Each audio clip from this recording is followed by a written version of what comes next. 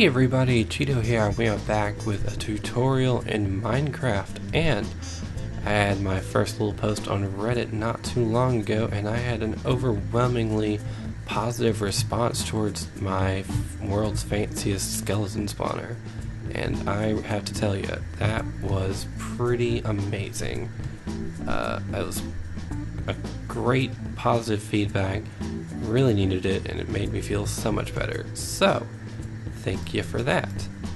Now, one of the comments that really got me was one that basically said tutorial, tutorial, tutorial, tutorial. And I'm guessing that means I should do a tutorial. Which I can, you know, it's very simple. So let's fly around here a little bit. Get out F5 mode. Now here is my fancy skeleton spawner. As you can see, it's got way too much work done to it just for a simple mob farm. And it's very simple actually. So in this tutorial, I will basically go over, you know, a good effective spawning radius. This mob trap right here, how to move them out of here so that more can spawn, and a storage system like here. So all we have to do is get started. Now, I will note that all of this you see here, it's not necessary. This is not survival friendly. Now, a normal person would probably just build the spawner under here, and mobs would just come up right here. No, I didn't do that. I wanted to go an extra step, and you get to see absolutely everything. So remember, a lot of these are optional, but if you want to make a big old room like this, feel free to follow my steps. But if you just want a quick, resource-friendly, survival-friendly mob spawner, you might want to just skip the big room and move your mobs up here. So, alrighty. So, without further ado, let's actually go into a creative world, and we will talk about Mob Spawner 101. Alright, so here we are in a redstone world. I've got some redstone contraptions over there, but never you mind those. And here we are with pretty much all you need to know about mob spawners. Now, they're all a little different, so in this case I have a skeleton spawner, like my spawner in my survival world. And skeletons, they're not as common as zombies. So when you find a dungeon in your randomly generated world, there's a higher chance that you will get a zombie spawner, and spiders and skeletons are about the same chance, so it's fairly low chance you'll get this, probably about a 15% chance, I don't remember. But as rare as they are in general, you better save them because you can't ever get them back. Now, let's start explaining what this wool is. Now, this blue wool right here is a very basic area, and it is the area needed for you to be in for the mob spawner to spawn. I've got this a little, probably out of alignment a little bit, but it should be aligned on the X and Z axis. As you can see, I'm within the circle, and it is spawning. If I move back a little bit, and it is not spawning anymore. So as long as you're on the inside diameter of this sphere, you should be good. And this is a big old 34 by 34 area.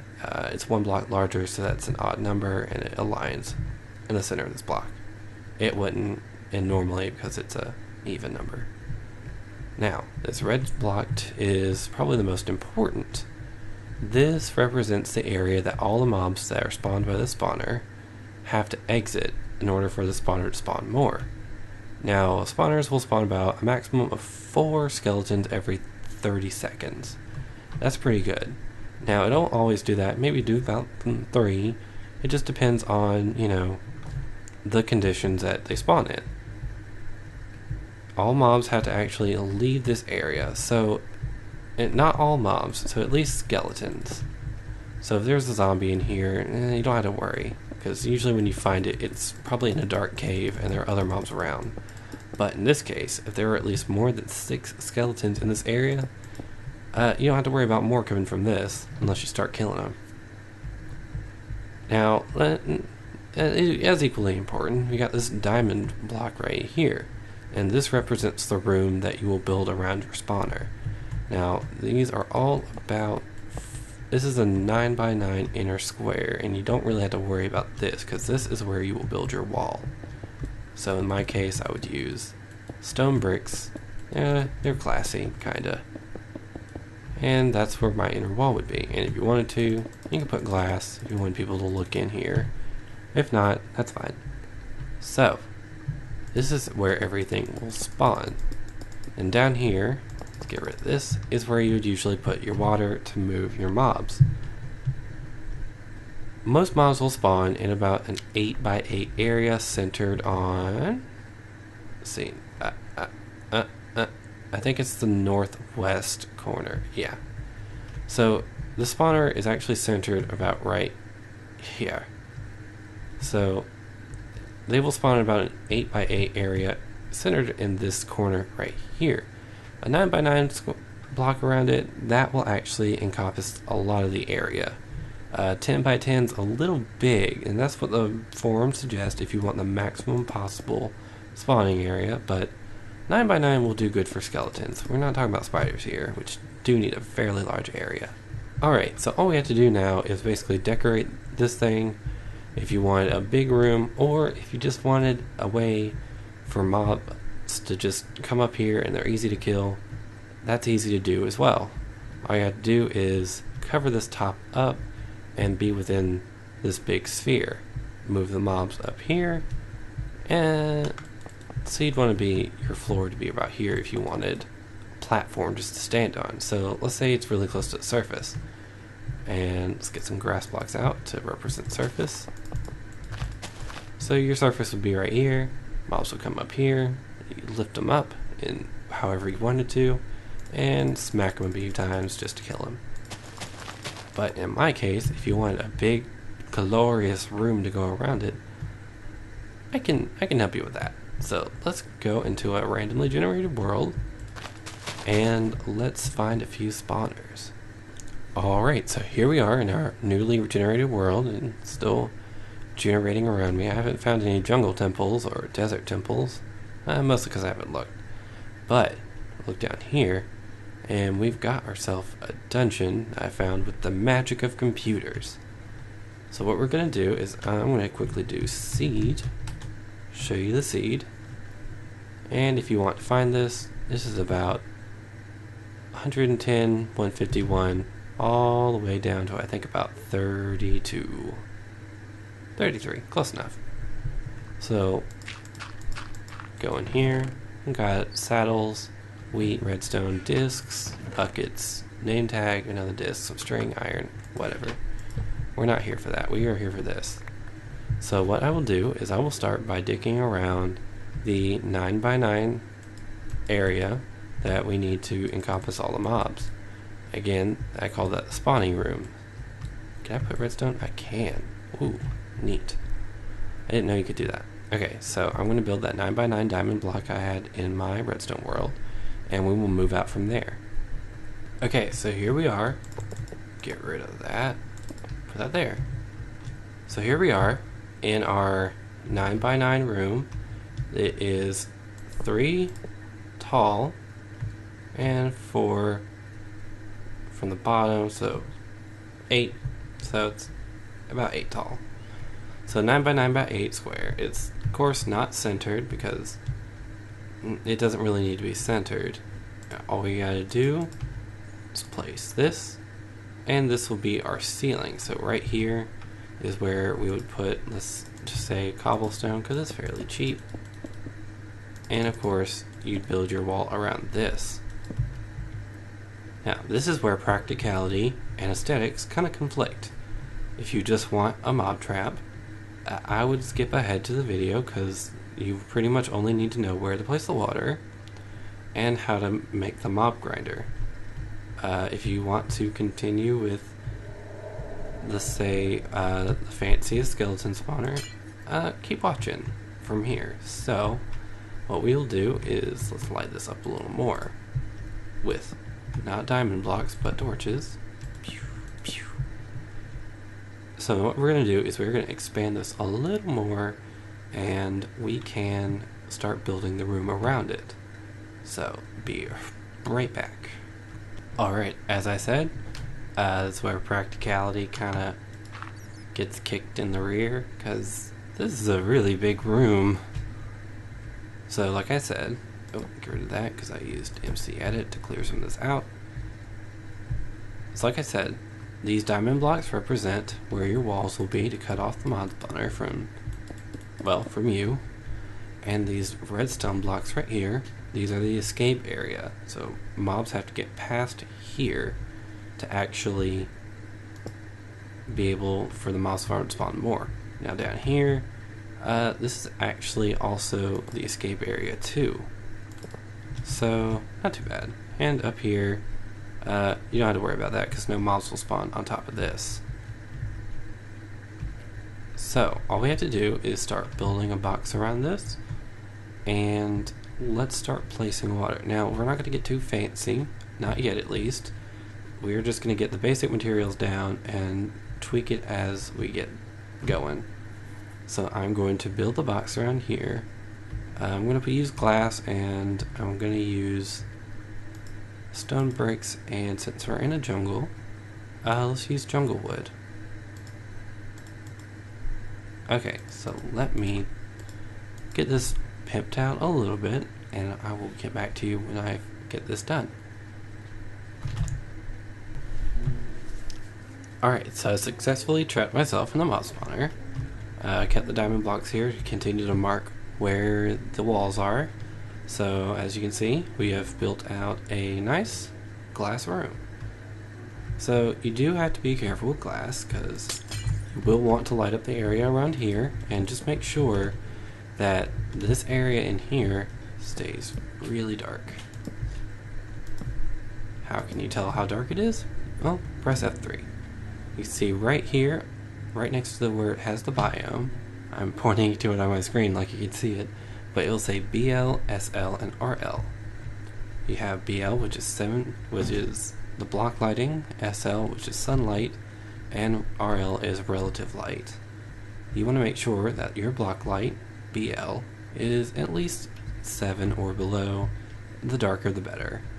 So you may want to remove any torches that are very close. As you can see, if I get in here, we've got about an 8, so nothing will spawn here. But we move that further back, and now we're at 7, so that's pretty dark. Things will spawn in here now. Alright, so got a room. All we had to do is set up the water. Actually, why did I do that? Okay, so to set up your water, we will need 3 blocks in this corner, 3 blocks in this corner. Now let's get our water buckets out. So water buckets, 1 here, 1 here. Fly up. Let's see how it goes. Now I do want it to be a little lighter in here so everyone can see. Alright, so you see all the water's flowing in. All we have to do is break this here, and 1 more on each side. That way everything is flowing into here. Now as soon as skeletons reach this spot right here, their feet should be out of the escape zone. So all we have to do is move zombies further down, or move the skeletons further down this way, but works for zombies too. And the water stream should cut off right about the end of the escape zone on this wall. See, right here.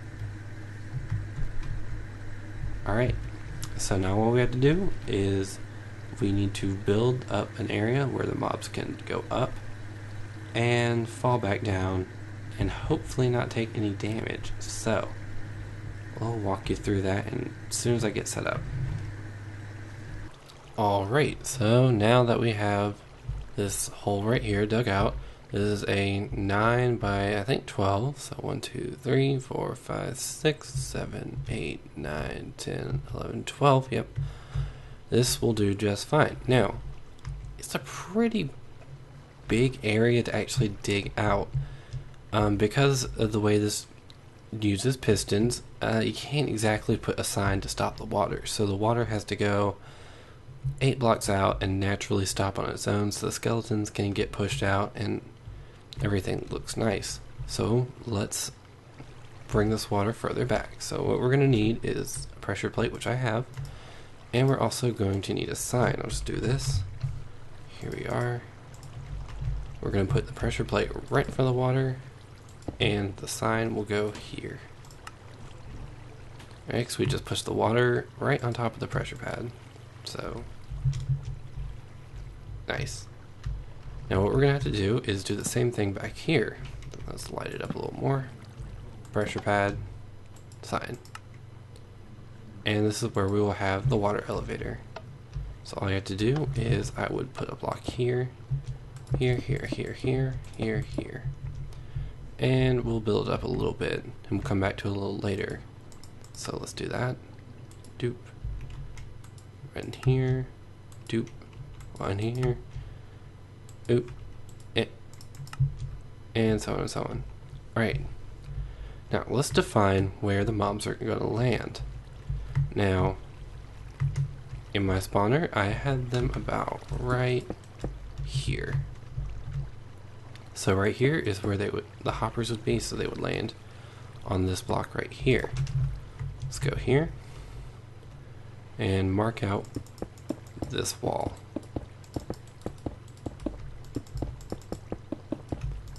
Ooh, get this too.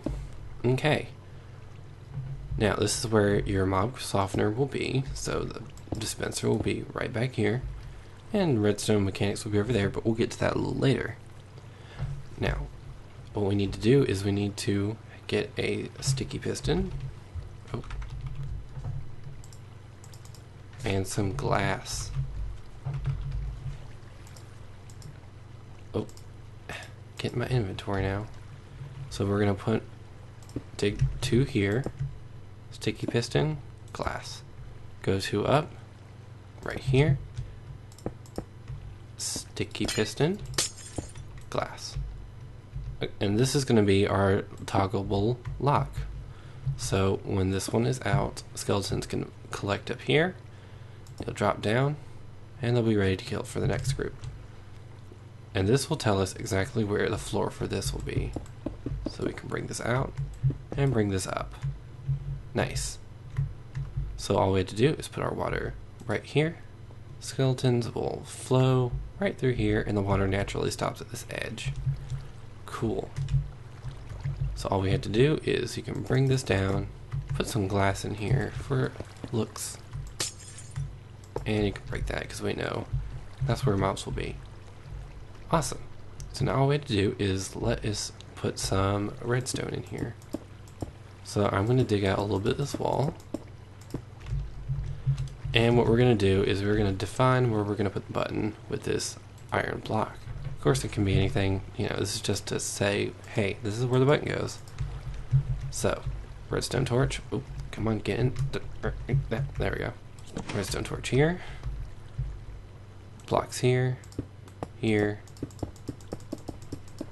and here. Man. Okay, we are going to need some redstone to go up here. Turn off this torch. One here, and we can bring this across. So let's test this out. Let's dig up here so we can look at it. And a button will do.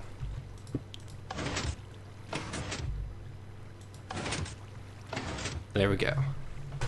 This will kind of prevent any skeletons from falling from all the way up here, down here, causing them damage that they didn't really need in the first place. Alright. So now all we have to do is put in the mob softener.